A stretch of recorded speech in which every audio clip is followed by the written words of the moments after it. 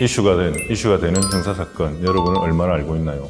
안녕하십니까. 법무법인 정률 형사특별팀 전종원 변호사입니다.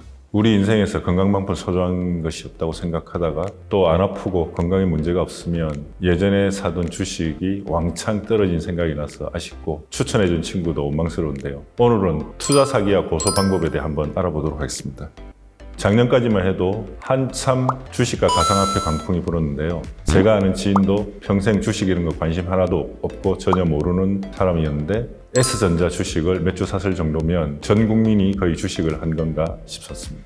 주변 얘기를 들어봐도 20, 30대는 가상화폐에 완전 꽂힌 것 같았고요. 제가 아는 젊은 변호사 중에도 모아둔 결혼 자금으로 가상화폐의 절반 정도 투자했다고 들은 친구도 있었습니다. 그리고 40대는 파이어족이라고 해서 주식 투자에서 성공해서 일찍 은퇴하자 이걸 목표로 성공담 사례를 풀어놓으면서 주식 사재기를 붙이기는 뉴스 기사도 많았죠. 그분들 지금 다 어떻게 되는지 모르겠는데 마음 같아서는 다들 잘 되셨으면 좋겠습니다. 사실 투자라고 하면 맡았던 사기 사건이 워낙 많아서 걱정이 앞섭니다. 그리고 주식 투자라는 건 좀 장기적으로 보는 거라는데 제가 그 분야 전문가는 아니니 이 분야에 대해서는 여러분의 판단에 맡기도록 하겠습니다.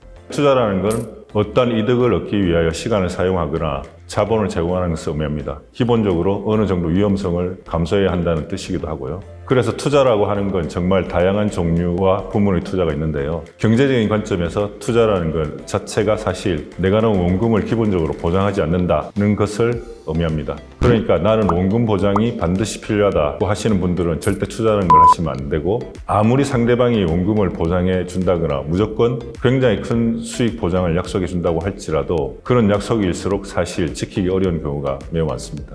그리고 원금 보장을 해준다는 금융투자 상품은 원금 보장 약속 자체가 원칙적으로 무효입니다. 물론 최근에는 아주 드문 경우 원금이 보장되는 금융투자 상품들이 일부 생겼다고 하는데 사실 아직까지 많지 않기 때문에 이런 부분은 제시된 약관을 아주 꼼꼼히 살펴보셔야 하는 부분입니다. 특히 요즘은 불특정 다수에게 광고성 메시지를 보내거나 여러 온라인 사이트 광고를 통해서 고수익을 보장한다는 홍보도 참 많은데요. 저 역시도 그런 스팸 문자를 몇 번 받아본 일이 있습니다.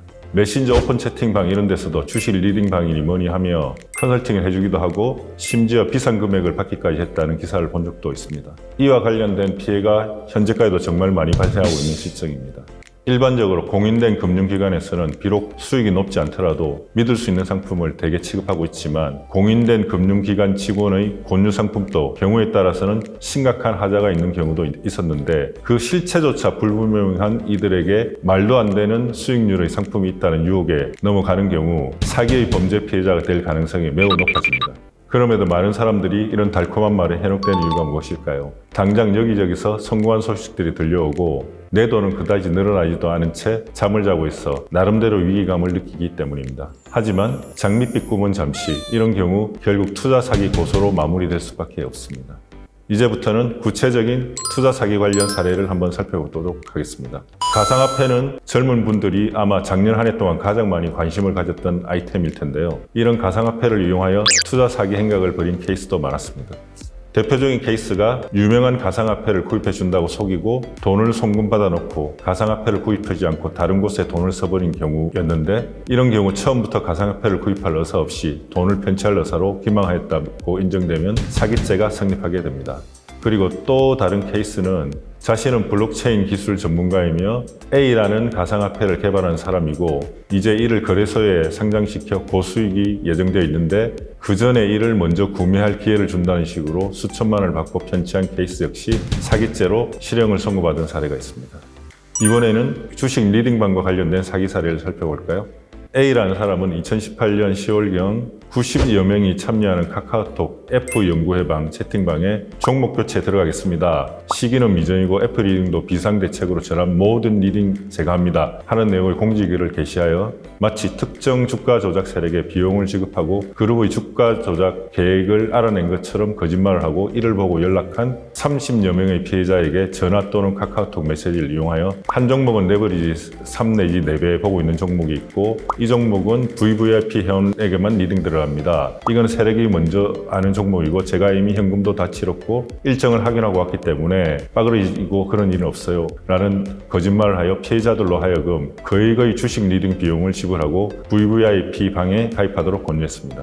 그렇지만 사실 A는 작전 세력에게 비용을 지불하거나 주가 핸들링 계획을 한 사실이 없고 단지 아버지를 통해 아버지 친구의 동서라는 사람이 말하는 내용을 전해 들었을 뿐 일정에 맞춰 주가를 상승시켜 수익을 얻도록 할 어사나 능력 없이 피해자들을 기망하여 주식 리딩비 명목으로 1인당 100만 원부터 600만 원을 송금받았던 것입니다. 결국 A는 사기 및 자본시장과 금융투자업에 관한 법률 위반으로 징역 2년의 실형을 선고받았습니다.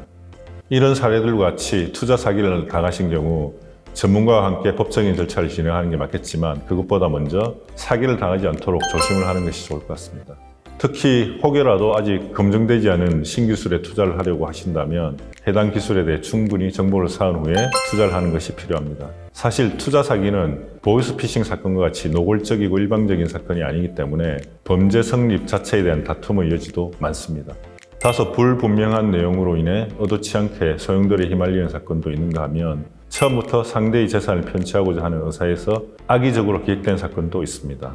이 때문에 의심의 여지 없이 유죄가 확정적이라서 선처를 구해야 하는 경우도 있겠지만 사안에 따라서는 주관적 또는 객관적으로 무고하게 사건에 휘말려 억울함을 표하는 분들도 계십니다.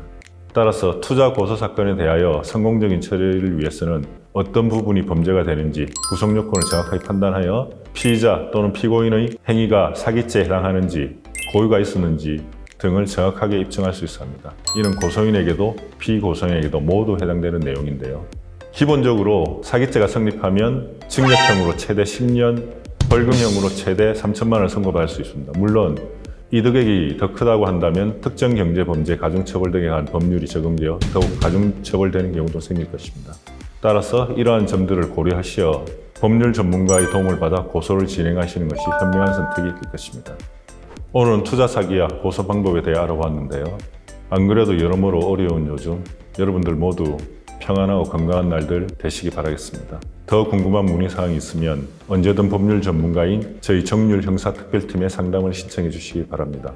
구독, 좋아요 부탁드리며 이번 시간은 마무리하도록 하겠습니다. 감사합니다.